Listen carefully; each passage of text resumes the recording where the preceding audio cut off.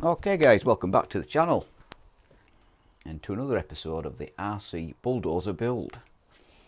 So for those of you following, in the last episode I had the track assemblies complete, I think, can't remember now, but anyhow they're definitely complete in this episode.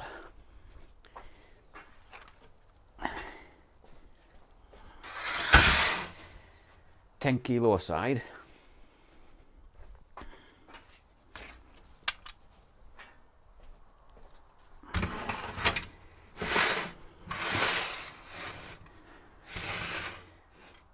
That's them.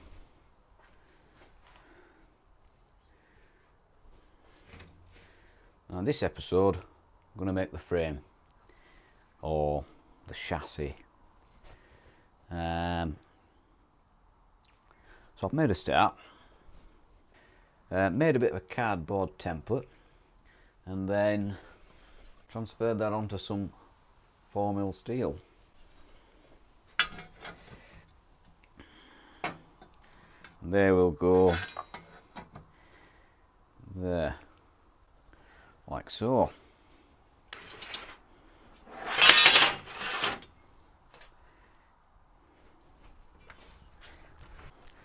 Geared DC motor connects to that, and then that goes through to the drive shaft on the track assembly.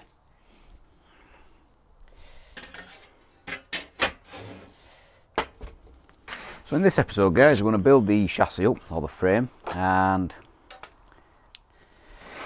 mount the motors and hopefully get some batteries in and run the tracks up.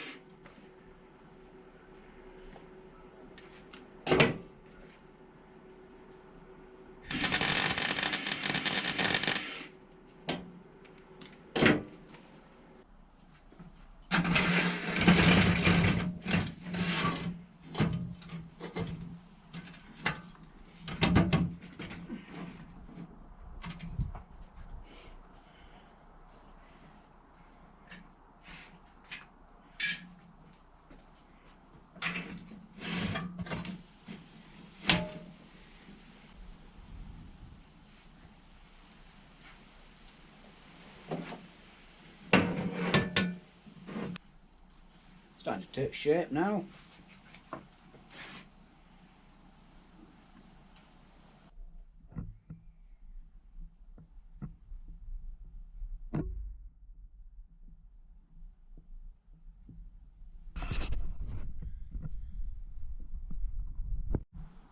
Alright guys, as I may have said in previous videos, the tracks move independently to the body, so they articulate in that direction, but not independent of each other though, because I think it did take a bit of working out how this works.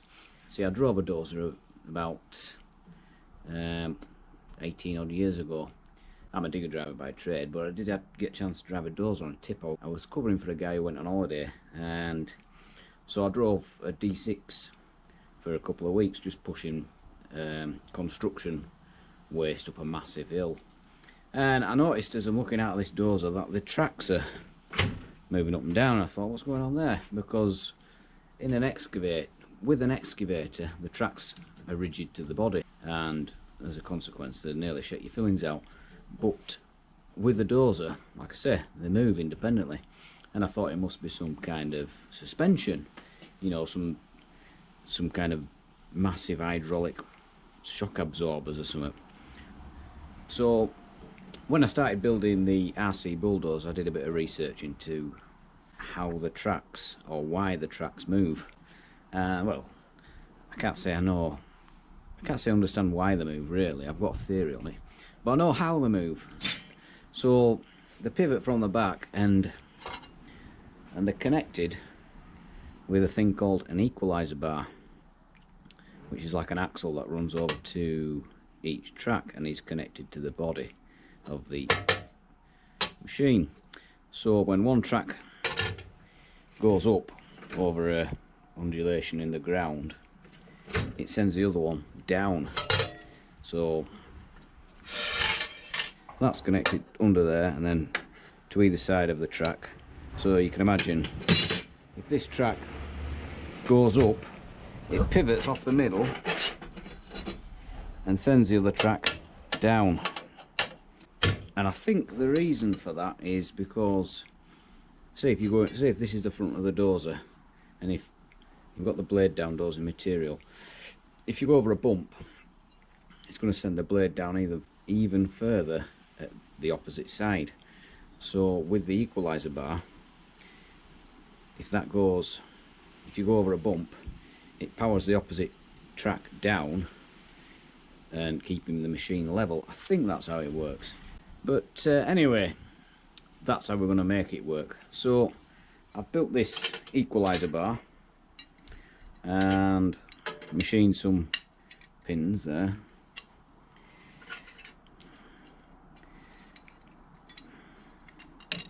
And I'm going to weld this on now, and then once I've welded it on, I'll give you a little demonstration of how it works.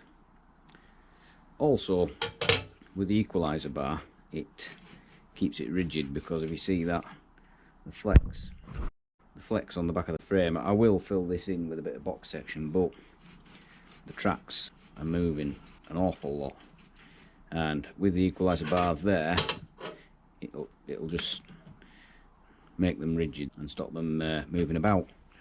So we'll get on with that.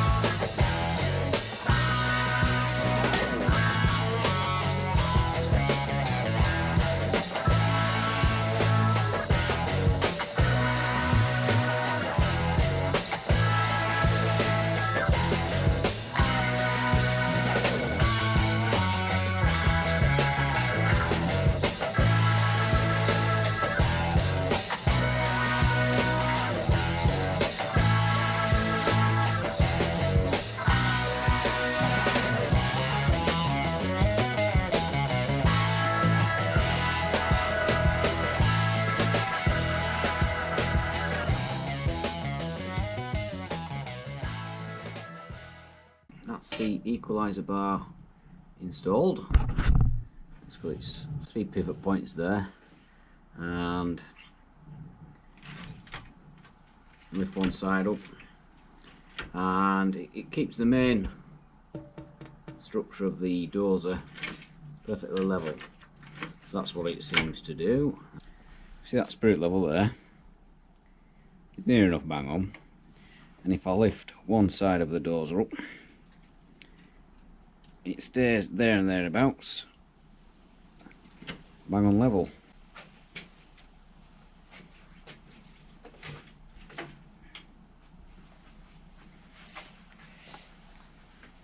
And that's how that works.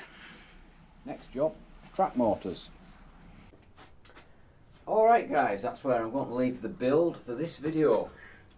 So I've got the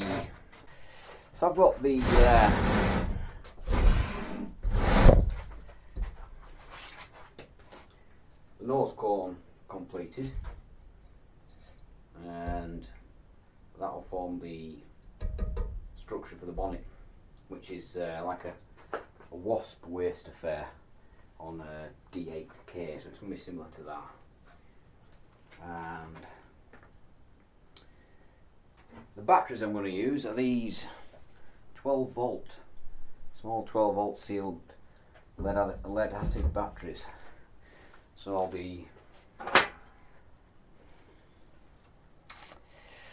it will get, I think I've probably used 6 or 5, because the operation of the blade will either be 12 volts or 24 volts. I haven't made my mind up just yet, but the tracks, they are 24 volts a side, so it's going to need at least 5, possibly 6, but there's enough room in there for 9, so we're alright, because this is all bonnet, this, and then the cab, there's going to be room in the cab anyway, because obviously there's going to be nothing else in there. So I'll probably have the geared motor for the blade in the cab. See how we're going, I don't know yet. But, so yeah, I'll show you a track. I'll run a track up anyway, as I said I would in this video.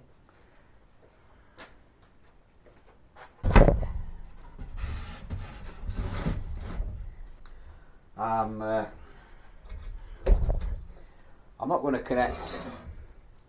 I'm not going to connect a speed controller, guys, because it'll be a speed controller and then an electric accelerator, because I don't know exactly what I'm going to do.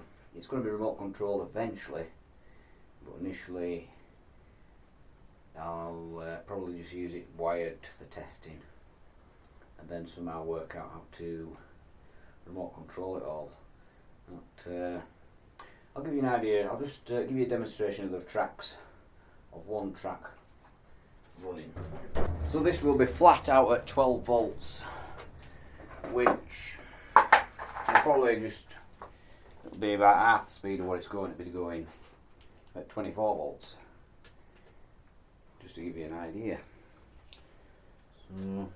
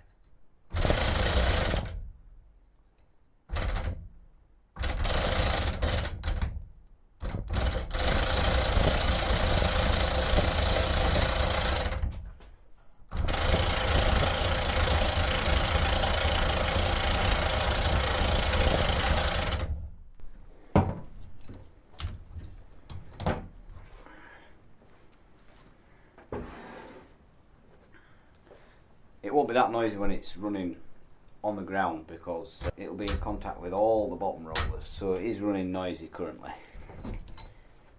Alright guys, thanks for watching, and If you enjoyed this video, please drop us a like and consider subscribing, guys. Thanks for watching, guys. I'll see you in the next one.